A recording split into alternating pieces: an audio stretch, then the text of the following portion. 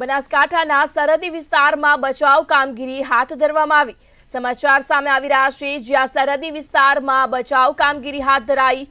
વધુ એક સમાચાર બનાસકાંઠાથી, જ્યાં સરહદી વિસ્તારમાં રાહત બચાવ કામગીરી કરવામાં આવી, ત્યારે સુઈગામ, બાબર, વાવ-થરાદમાં વરસાદ બાદ રાહત કામગીરી કરાઈ। ત્યારે ટ્રેક્ટર અને રેસ્ક્યુ બોટમાં બેસી અસરગ્રસ્ત વિસ્તારમાં પહોંચ્યા।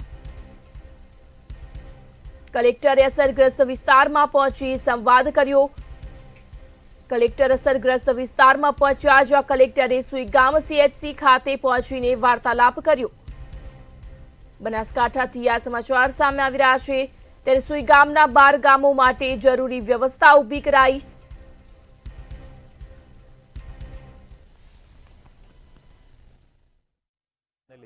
ખાસ કરીને સરહદી તાલુકો સુઈગામ તાલુકો વધારે પ્રભાવિત થયો છે।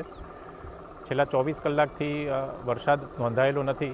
આમ છતાં જે સુઈગામ હેડક્વાર્ટર તથા આસપાસના બરડવા, જલોયા સહિતના જે 12 જેટલા ગામો છે, તેમાં હાલમાં પણ 4 થી 7 ફૂટ જેટલા પાણી ભરાયેલા છે।